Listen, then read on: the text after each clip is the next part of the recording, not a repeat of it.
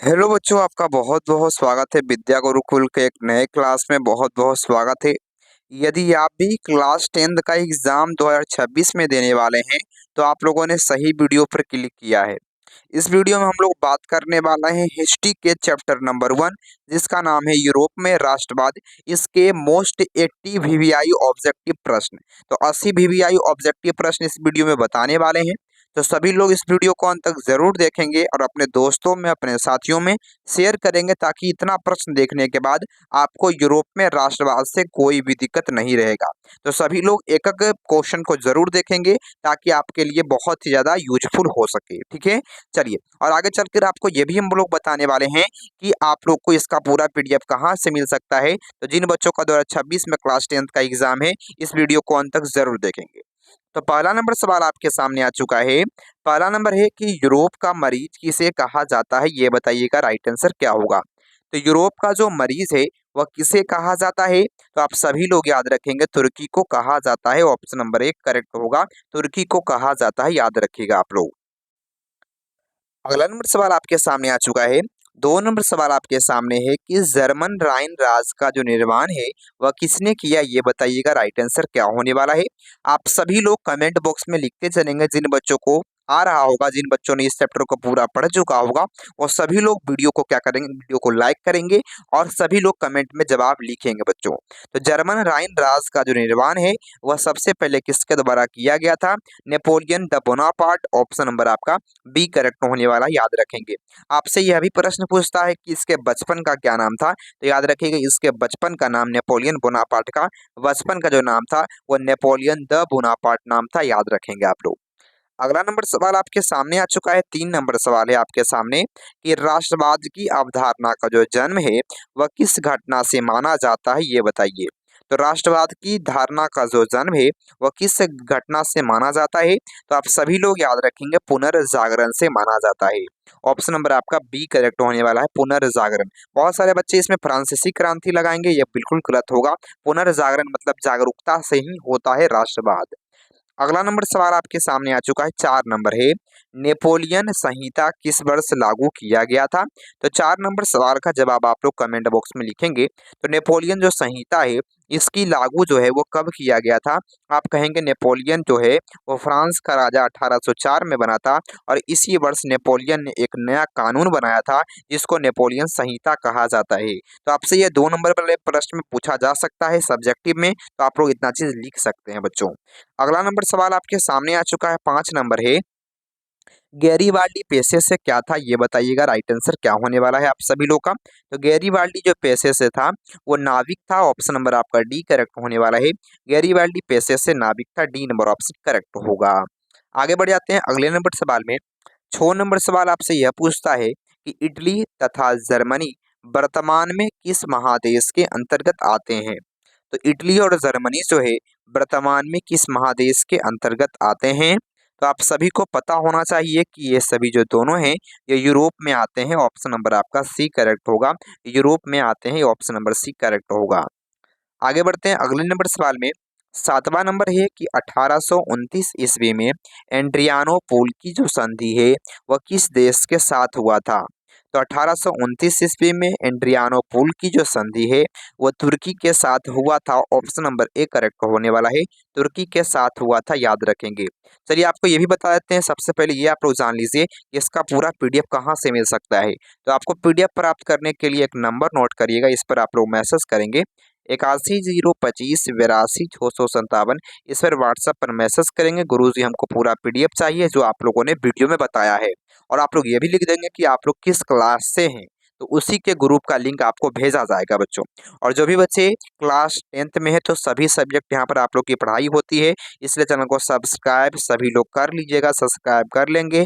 यदि आप class 10th में है तो चैनल को सब्सक्राइब कर सकते हैं। क्लास 12th का आर्ट्स के सब्जेक्ट से हैं तो आप लोग चैनल को सब्सक्राइब कर सकते हैं, और साइंस से हैं तो भी चैनल को सब्सक्राइब कर सकते हैं। ये तीनों बच्चों के लिए यहाँ पर पढ़ाई होती है।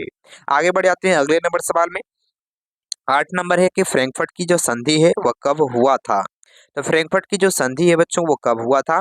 तो 8वें नंबर सवाल का राइट आंसर 1871 हो जाएगा। ऑप्शन नंबर आपका डी करेक्ट होगा। 9 नंबर सवाल आपके सामने आ चुका है। कि इटली एवं जर्मनी के एकीकरण के विरुद्ध निम्न में से कौन सा देश था।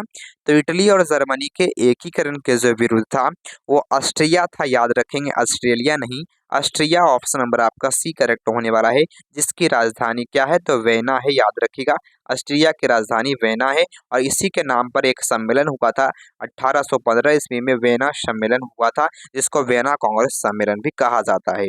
10 नंबर सवाल है कि काउंट कावर को विक्टर इमैनुअल ने किस पद पर नियुक्त किया था। जिन बच्चों को ये वीडियो अच्छा लग रहा होगा सभी लोग वीडियो को लाइक कर देंगे, चैनल को सब्सक्राइब कर लेंगे, ताकि इसी प्रकार से पढ़ाई होती रहेगी। और अच्छा लग रहा होगा तो 5 से 6 बच्चों में अपने दोस्तों में शेयर जरूर करेंगे। काउंट कावर को विक्टर इमैनुअल ने किस पद पर नियुक्त किया था। तो प्रधानमंत्री पीएम पद पर, प्राइम मिनिस्टर पद पर नियुक्त किया था। बहुत ही ज्यादा महत्वपूर्ण सवाल है और रिपीटेड क्वेश्चन है, बार बार परीक्षा में पूछता है, जाकर देख सकते हैं 2025 के क्वेश्चन को, ऐसे हम कराएंगे। 11 नंबर सवाल है कि फ्रांस में किस शासन वंश की पुनर्स्थापना वेना कांग्रेस के द्वारा किया गया था। तो फ्रांस में किस वंश की स्थापना वेना कांग्रेस के द्वारा किया गया। आप लोग कहेंगे वही जो पहले था, बुर्बो वंश का स्थापना पुनः किया गया। ऑप्शन नंबर सी करेक्ट होगा। आगे बढ़ते हैं, 12वां नंबर सवाल है, यूरोप वासियों के लिए किस देश का साहित्य एवं ज्ञान विज्ञान प्रेरणा का स्रोत रहा है। तो यूरोप वासियों के लिए जर्मनी का नहीं, यूनान का जो ज्ञान विज्ञान है वो प्रेरणा का स्रोत रहा है। लेकिन सबसे पिछड़ा हुआ जो अभी यूरोप में पड़ता है, ये सबसे पिछड़ा हुआ जो है वह यूनान ही देश है। याद रखिएगा आप लोग। अगला नंबर सवाल है, 13 नंबर है कि मेजनी का जो संबंध है वह किस संगठन से था, ये बताइएगा। राइट आंसर क्या होगा। तो मेजनी किस संगठन से संबंधित है, तो आप लोग याद रखिएगा, इसका राइट आंसर कार्बोनरी हो जाएगा। और इसकी जो स्थापना हुई थी वो 1810 ईस्वी में हुआ था। ये भी आप लोग करेक्ट ऑप्शन याद रखिएगा, बिल्कुल करेक्ट होगा, याद रखिएगा आप सभी लोग। अगला नंबर सवाल आपके सामने है, 14 नंबर आ चुका है कि जर्मन राइन राज का जो निर्माण है वह किसने किया था, ये बताइएगा आप लोग। तो जर्मन राइन राज का जो निर्माण है वह किसके द्वारा किया गया था। याद रखेंगे आप लोग, बिल्कुल करेक्ट होगा, Napoleon the Bonaparte. Option number B correct होगा, नेपोलियन बोनापार्ट के द्वारा। 15 नंबर सवाल है कि जोलवेरिन एक संस्था थी, ये बताइएगा। राइट आंसर क्या होने वाला है। तो जोलवेरिन जो है वो व्यापारियों की एक संस्था है। तो ऑप्शन नंबर आपका बी करेक्ट होगा, व्यापारियों की संस्था है। अभी आपको हम 80 महत्वपूर्ण प्रश्न बताने वाले हैं, सभी लोग इस वीडियो को अंत तक जरूर देखेंगे, ताकि आपको बार बार इस चैप्टर का क्वेश्चन नहीं देखना पड़े। अगला नंबर सवाल आपके सामने है, 16 नंबर, रक्त एवं लौह की नीति का जो अवलंबन है वह किसने किया था, ये बताइएगा आप लोग। और पूरा देखिएगा तो लास्ट में एक गिफ्ट आप लोग को हम देने वाले हैं, तो सभी लोग अंत तक जरूर देखेंगे। लास्ट में आपको एक गिफ्ट देंगे जो बहुत ही ज्यादा आपके लिए फायदेमंद होने वाला है। तो रक्त एवं लौह की नीति का जो अवलंबन है वो किसके द्वारा किया गया था। तो बिस्मार्क के द्वारा किया गया था। ये जर्मनी के एकीकरण का ये मतलब मसीहा कहा जाता है, प्रमुख वास्तुकार कहा जाता है। 17 नंबर है कि ओटो को निम्नलिखित में से कहाँ का राजा घोषित किया गया। ओटो जो है आप लोग को पता होना चाहिए, ओटोमन साम्राज्य आप लोगों ने नाम सुना होगा, तो आप लोग याद रखेंगे यूनान, यूनान का राजा ओटो को बनाया गया। ऑप्शन नंबर आपका बी करेक्ट होने वाला है। यूनान में कौन कौन आते हैं, तो यूनान उस समय ओटोमन साम्राज्य में कौन कौन आते थे, तो तुर्की भी उसी में आता था। तुर्की भी यूनान भी मतलब सब सटा हुआ ही देश है। चलिए, 18 नंबर है, तो यूनान को स्वतंत्र राष्ट्र कब घोषित किया गया। तो यूनान को स्वतंत्र राष्ट्र कब घोषित किया गया, तो आप सभी लोग याद रखिएगा 1832 में किया गया था। ऑप्शन नंबर आपका बी करेक्ट होगा। आगे बढ़ते हैं, 19 नंबर सवाल है कि फ्रांस की किस संस्था ने लुई 16वां और उसकी पत्नी को फांसी की सजा दी थी। तो याद रखिएगा, उसकी रानी और उसे जो लुई 16वां है उसको सजा फांसी की को किसने दिया था, किस संस्था के द्वारा। क्योंकि किसी राजा को मारना एक अकेले व्यक्ति का काम नहीं होगा, किसी संस्था के द्वारा ही किया जा सकता है। तो याद रखिएगा उसका नाम था, उस संस्था का जो नाम था वो कन्वेंशन नाम था। ऑप्शन नंबर आपका सी करेक्ट होने वाला है, कन्वेंशन ने। 20 नंबर है कि 1830 ईस्वी की क्रांति के बाद फ्रांस में किस प्रकार का शासन स्थापित हुआ। तो 1830 ईस्वी की क्रांति के बाद जो फ्रांस में जो है वह किस प्रकार का शासन स्थापित हुआ। संवैधानिक राजतंत्र, राजतंत्र था लेकिन क्या था, तो संविधान, मतलब संविधान के एक नियम कानूनों से चल रहा था। अगला नंबर 21 है कि किस संधि के द्वारा स्वतंत्र यूनान राष्ट्र का उदय हुआ था। तो किस संधि के द्वारा स्वतंत्र यूनान राष्ट्र का उदय हुआ। आप सभी लोग याद रखिएगा एड्रियानोपुल की संधि। ऑप्शन नंबर आपका बी करेक्ट होगा, एड्रियानोपुल की संधि। अगला नंबर सवाल है 22 नंबर है कि नव गुएल्फ आंदोलन का प्रेरणता कौन था, ये बताएंगे आप लोग क्या होगा।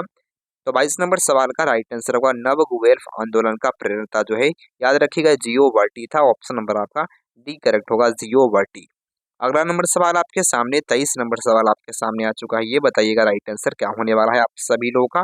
तो आप सभी का जो राइट आंसर होने वाला है, निम्नलिखित में से किस युद्ध के दौरान, बताइएगा आप लोग क्या होगा राइट आंसर, किस युद्ध के परिणाम स्वरूप जर्मनी का जो एकीकरण है वह हुआ था। तो जर्मनी का जो एकीकरण है वह किस युद्ध के परिणाम के स्वरूप हुआ था। तो आप सभी लोग याद रखिएगा सिडोन के युद्ध के परिणाम के स्वरूप हुआ था। तो सिडोन का युद्ध कब हुआ था बच्चों, आपको पता होना चाहिए कि 1870 में हुआ था।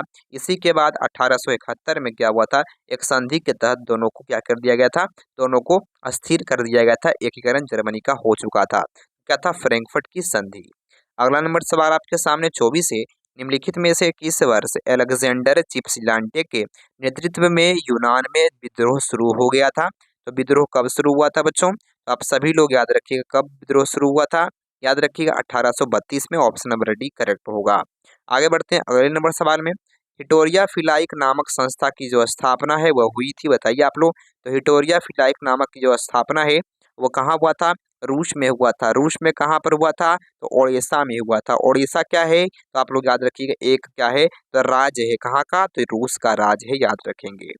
अगला नंबर सवाल आपके सामने है 26 नंबर, निम्नलिखित में से कौन जैकोबिन क्लब का सदस्य था, ये बताएंगे। तो इनमें से कौन से राजा जो हैं भारत के वो जैकोबिन क्लब के सदस्य थे, आप लोग कहेंगे टीपू सुल्तान थे। ऑप्शन नंबर 1 करेक्ट होगा, टीपू सुल्तान थे। अगला नंबर सवाल आपके सामने 27 है, वेना सम्मेलन की मेजबानी है निम्नलिखित में से किसने किया था।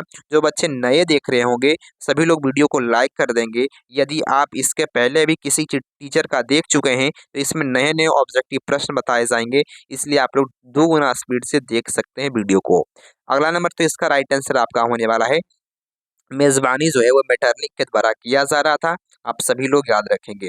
28 है कि चार्ल्स एडवर्ड जो है निम्नलिखित में से कहाँ के शासक था।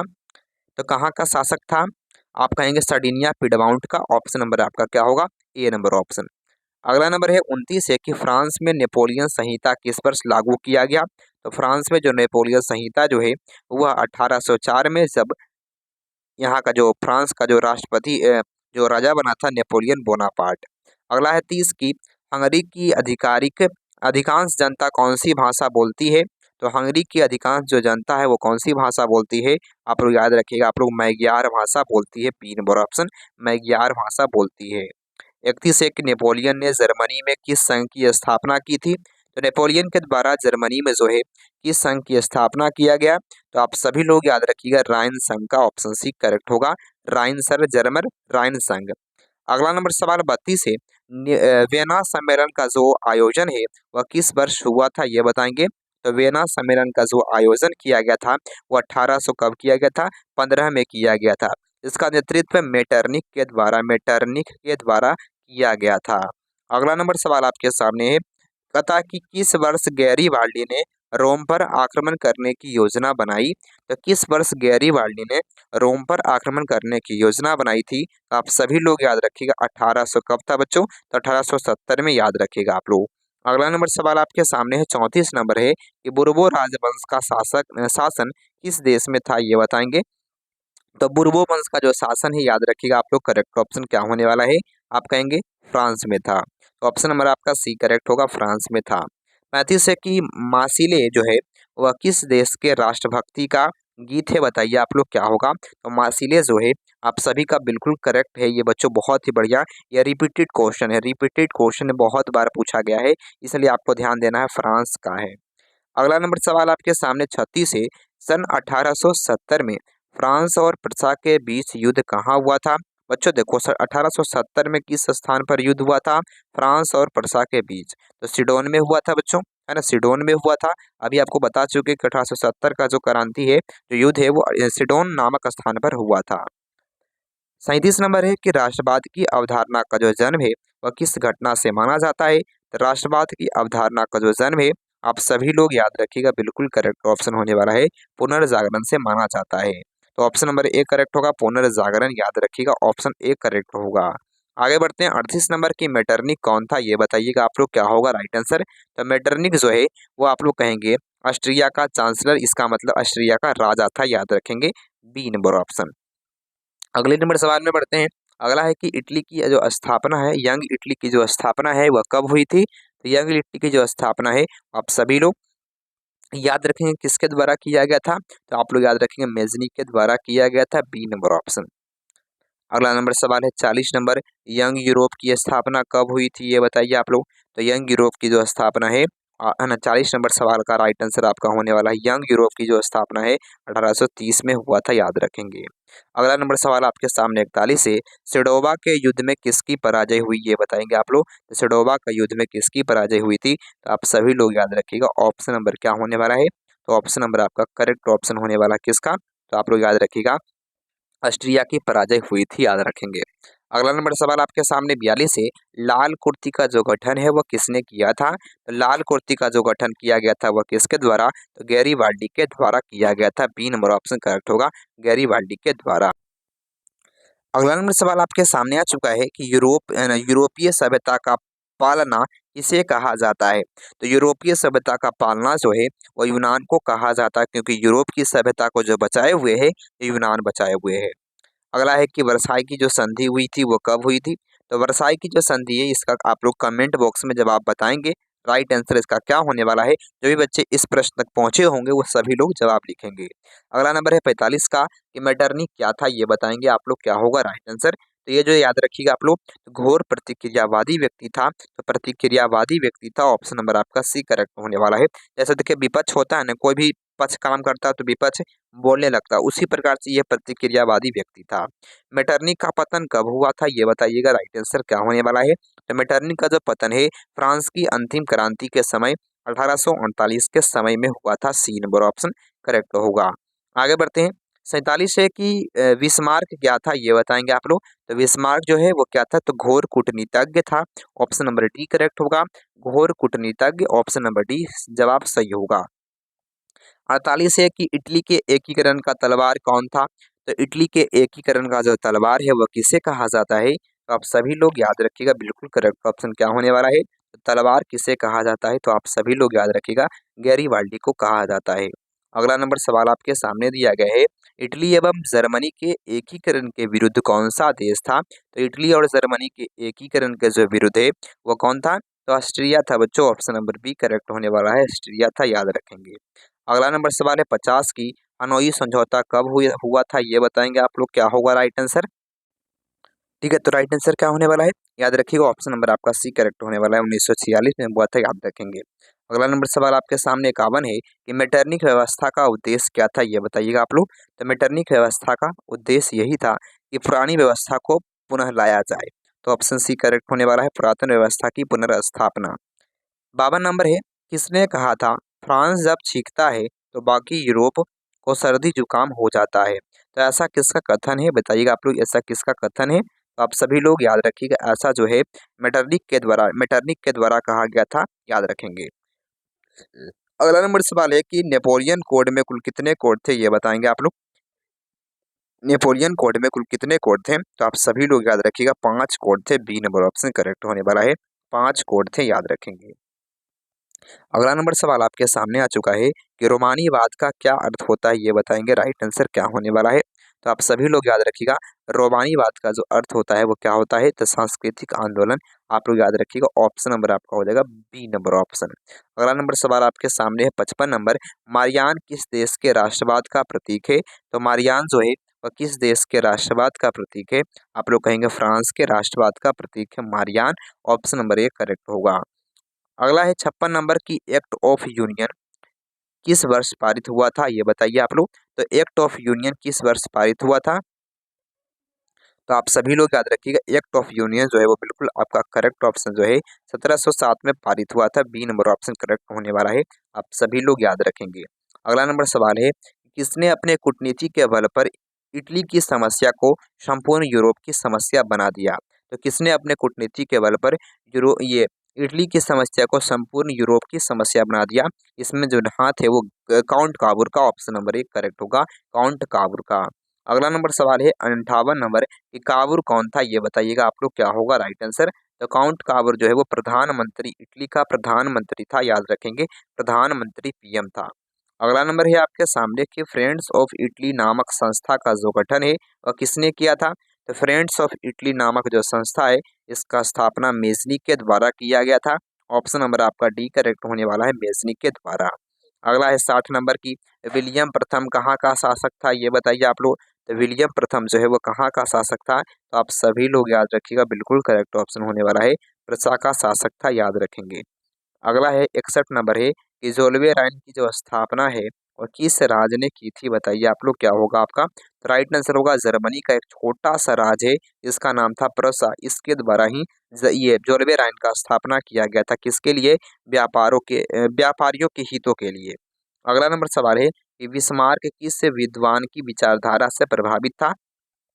तो बिस्मार्क है वो अपना गुरु किसे मानता था, मतलब किसके विचारों से प्रभावित था, आप लोग कहेंगे, याद रखिएगा आप लोग, हीगेल के बातों से प्रभावित था, कौन, बिस्मार्क, बी नंबर ऑप्शन। अगला नंबर सवाल है आपके सामने कि किस युद्ध के बाद जर्मनी का जो एकीकरण है वह पूरा हुआ था। जर्मनी का जो एकीकरण है वह कब पूरा हुआ था। फ्रैंकफर्ट की संधि के बाद 1871 में हुआ था फ्रैंकफर्ट की संधि, और युद्ध कब खत्म हुआ था, 1870 में, जिसका नाम है सिडोन का युद्ध। ऑप्शन नंबर डी करेक्ट होगा, सिडोन के युद्ध के बाद। अगला नंबर सवाल आपके सामने है कि जर्मेनिया क्या था, बताइए आप लोग, जर्मेनिया क्या था। तो जर्मेनिया जो है बच्चों वो आप लोग का राइट आंसर होगा, जर्मनी के राष्ट्रवाद का प्रतीक है, बी नंबर ऑप्शन। अगला है जर्मनी का जो एकीकरण है वो कब पूरा हुआ। तो जर्मनी का जो एकीकरण है वो कब पूरा हुआ था बच्चों, आपको पता है कि फ्रैंकफर्ट की संधि के बाद, इसका मतलब 1871 में। अगला है 66 की हीगेल कौन था, ये बताएंगे राइट आंसर क्या होने वाला है। तो हीगेल जो है वो कौन था बच्चों। तो हीगेल जो है वो दार्शनिक, बहुत बड़ा, यूरोप का बहुत ही प्रसिद्ध दार्शनिक था, याद रखेंगे। सन 1870 में फ्रांस और प्रसा के बीच युद्ध कहाँ हुआ था। तो 1870 में प्रसा और फ्रांस के बीच युद्ध कहाँ हुआ था। देखो बच्चों आपको बता चुके हैं कि 1870 में जो है वो सिडोन का युद्ध हुआ था, तो सिडोन नामक स्थान पर हुआ होगा बच्चों। ऑप्शन नंबर ए करेक्ट होगा। आप लोगों ने बहुत ही बेहतरीन रूप से पढ़ा है तो आपको जरूर आएगा बच्चों। अगला है आपके सामने कि सेल्सविग और हॉस्टिन का जो संबंध है वह किस देश के एकीकरण से है। तो ठीक है, तो याद रखिएगा सेल्सविग और हॉल्स्टीन का जो संबंध है वह किस देश के एकीकरण से है। तो आप सभी लोग याद रखिएगा, बिल्कुल आपका करेक्ट ऑप्शन होने वाला है जर्मनी का, ऑप्शन नंबर आपका बी करेक्ट होने वाला है, जर्मनी का, याद रखेंगे। अगला नंबर सवाल आपके सामने है कि जो सिडोन का जो युद्ध है वह कब हुआ था, ये बताएंगे आप लोग, क्या होगा राइट आंसर। तो सिडोन का जो युद्ध है वो कब हुआ था। बच्चों आपको पता होगा कि 1871 में सिडोन का जो युद्ध है वो हुआ था 1871 में, आप सभी लोग याद रखेंगे। अगला है कि हंगरी की भाषा क्या थी, ये बताइएगा आप लोग, क्या होगा राइट आंसर। तो हंगरी की जो भाषा है वो क्या है बच्चों। तो हंगरी की जो भाषा है वो क्या है, सबसे जो प्रसिद्ध है वो क्या है बच्चों। ठीक है, तो हंगरी की जो भाषा है वो क्या है, ये बताइएगा राइट आंसर क्या होने वाला है आप लोग का। ठीक है, तो आप सभी लोग याद रखिएगा, ऑप्शन नंबर क्या होगा आपका। तो ऑप्शन नंबर आपका मैं 11 हो जाएगा, बी नंबर ऑप्शन। अगला नंबर सवाल आपके सामने है कि यूरोपीय राष्ट्रवाद से प्रभावित होकर किस भारतीय शासक ने जैकोबिन क्लब की स्थापना किया था। तो जैकोबिन क्लब की जो स्थापना है वह किस भारतीय शासक के द्वारा किया गया था। देखिए सबसे पहला नाम है टीपू सुल्तान का, सबसे पहला नाम किसका बच्चों, टीपू सुल्तान का। अगला नंबर सवाल है 19वीं शताब्दी में यूरोप में राष्ट्रवाद के विकास का क्या परिणाम निकला, बताइए आप लोग। और जो बच्चे नए आए होंगे सभी लोग वीडियो को लाइक कर देंगे, चैनल को सब्सक्राइब कर लेंगे, और आपको बता चुके हैं हम लोग कि कहाँ से पीडीएफ ले सकते हैं। 81 025 82 657 पर आप लोग मैसेज करेंगे कौन से क्लास में है, आप लड़का है या लड़की हैं, कौन है, बहन है या भाई हैं, तो आप लोग लिख सकते हैं और आपको हम लोग उसी प्रकार से ग्रुप में जोड़ेंगे। ठीक है, तो राइट आंसर क्या होने वाला है इसका, आप लोग कहेंगे कि राष्ट्रीय राज्यों की स्थापना हुई थी किसके तहत। तो 19वीं शताब्दी में यूरोप में जो राष्ट्रवाद हुआ इसके तहत। अगला नंबर है कि नेपल्स की जो क्रांति है वो कब हुआ था। नेपल्स की क्रांति कब हुई थी, ये बताइए राइट आंसर क्या होने वाला है 73 नंबर सवाल का। ठीक है, ठीक है, तो नेपल्स की जो क्रांति हुई थी वो कब हुआ था, याद रखिएगा, ऑप्शन नंबर आपका ए करेक्ट होने वाला है, 1820 में हुआ था, याद रखेंगे आप लोग। अगला है कि पोलैंड के विद्रोह को किसने कुचल दिया, ये बताइए आप लोग। तो पोलैंड के विद्रोह को किसने कुचल दिया था, आप कहेंगे रूस के द्वारा कुचल दिया गया था, ऑप्शन ए करेक्ट होगा। अगला है कि युवा इटली का स्थापना किसने किया था? तो यंग इटली का है ना, यंग इटली का स्थापना जो है याद रखिएगा आप लोग मेजनी के द्वारा किया गया था। ए नंबर ऑप्शन मेजनी के द्वारा। अगला है कि यूनानी स्वतंत्रता आंदोलन के दौरान कौन ब्रिटिश कवि शहीद हो गए थे? तो कौन ब्रिटिश कवि शहीद हो गए थे? उनका जो नाम था ब्रिटिश कवि का वो लॉर्ड बायरन नाम था। ऑप्शन नंबर आपका ए होगा। अगले नंबर सवाल में बढ़ते हैं। मारियान किस देश के राष्ट्रवाद का प्रतीक है? तो मारियान किस देश के राष्ट्रवाद का प्रतीक है बच्चों? तो आप लोग कहेंगे मारियान जो है वो किस देश के राष्ट्रवाद का प्रतीक है? आप कहेंगे फ्रांस का। अगला नंबर है कि जर्मनी के एकीकरण के लिए बिस्मार्क ने कितने युद्ध किए? तो जर्मनी के एकीकरण करने के लिए बिस्मार्क ने कितने युद्ध को लड़ा था? याद रखिएगा आप लोग 3 युद्ध को लड़ा था। ये बहुत ही ज्यादा महत्वपूर्ण सवाल है। इसका पहला नाम देखिए, पहला युद्ध का नाम है कि प्रसा डेनमार्क युद्ध। याद रखिएगा प्रसा और डेनमार्क युद्ध। दूसरा नाम था सेडोवा का युद्ध। याद रखिएगा सेडोवा का युद्ध। और तीसरा नाम था सेडोन का युद्ध। शेडॉन का युद्ध। ये तीनों आप लोग याद रखिएगा ना हमेशा, तो आपको एक भी क्वेश्चन नहीं छूटेगा। फ्रांस के किस राजा ने कहा, अंग्रेजी राज की भांति शासन करने की अपेक्षा लकड़ी काटना अधिक पसंद करूंगा? मतलब कि अपने ऊपर किसी को नहीं मानेंगे, हम अंग्रेजी शासन में काम करेंगे ही नहीं। ठीक है, राइट आंसर क्या होने वाला है? आप लोग कहेंगे कि चार्ल्स दसम के द्वारा कहा गया था। याद रखेंगे। अगला नंबर सवाल है आपके सामने। जर्मनी एवं इटली कि एकीकरण के समय फ्रांस का जो शासक था वो कौन था? तो जर्मनी और इटली के एकीकरण के समय फ्रांस का जो शासक था वो कौन था? फ्रांस का जो शासक था वो कौन था बच्चों? तो आप सभी लोग याद रखिएगा नेपोलियन तृतीय था। बी नंबर ऑप्शन करेक्ट होगा, नेपोलियन तृतीय। अगला नंबर है कि किस देश का हंगरी पर पूर्ण रूप से अधिपत्य था? तो किस देश का हंगरी पर पूर्ण रूप से अधिपत्य था? ऑस्ट्रिया का। अगला नंबर सवाल है कि कार्बोनरी क्या है, ये बताइएगा। 82 नंबर सवाल का राइट आंसर। तो कार्बोनरी जो है बच्चों वो क्या है आप लोग का? आप लोग कहेंगे कि इटली का एक क्रांतिकारी संगठन था। ऑप्शन नंबर आपका सी करेक्ट होगा। इसी में मेजनी था। अगला है कि 1889 की क्रांति के समय फ्रांस का सम्राट कौन था? तो उसमें फ्रांस का जो सम्राट था वो लुई 16वां था। तो 16वां है ऑप्शन नंबर ए में, तो बिल्कुल आपका करेक्ट होगा ए नंबर ऑप्शन। अगला नंबर सवाल है कि फ्रांस की महिलाओं को मताधिकार कब प्राप्त हुआ? तो फ्रांस की महिलाओं को जो है मताधिकार जो है वो 1848 में प्राप्त हुआ था। ये भी आप लोग याद रखेंगे। ठीक है, तो जिन बच्चों को ये वीडियो अच्छा लगा होगा सभी लोग वीडियो को लाइक कर देंगे, सभी लोग चैनल को सब्सक्राइब कर दीजिएगा बच्चों। और सभी लोग जो भी बच्चे क्लास 10th में हैं वो भी इस चैनल से जुड़ सकते हैं। ये क्लास 12th के साइंस स्ट्रीम से हैं तब भी ये इस मतलब चैनल से जुड़ सकते हैं। आर्ट्स वाले भी जुड़ सकते हैं बच्चों, तो ये सब बच्चे जुड़ सकते हैं इस चैनल से। और जिन बच्चों को इसका पूरा PDF चाहिए वो सभी लोग क्या करेंगे, तो 81 025 82 457 पर मैसेज करेंगे व्हाट्सएप में। आपको व्हाट्सएप ग्रुप लिंक भेज दिया जाएगा और क्लास लिख दीजिएगा कि किस क्लास में आप पढ़ते हैं। ठीक है, बहुत बहुत धन्यवाद। अच्छा लगा होगा वीडियो तो अपने 2 से 5 बच्चों मतलब अपने भाई को जरूर शेयर करिएगा ताकि वो भी देख सकें, ताकि एक बार देखने के बाद यूरोप में राष्ट्रवाद से एक भी लेक्चर को नहीं देखना पड़े ऑब्जेक्टिव में। ठीक है बच्चों, बहुत बहुत धन्यवाद। Thank you.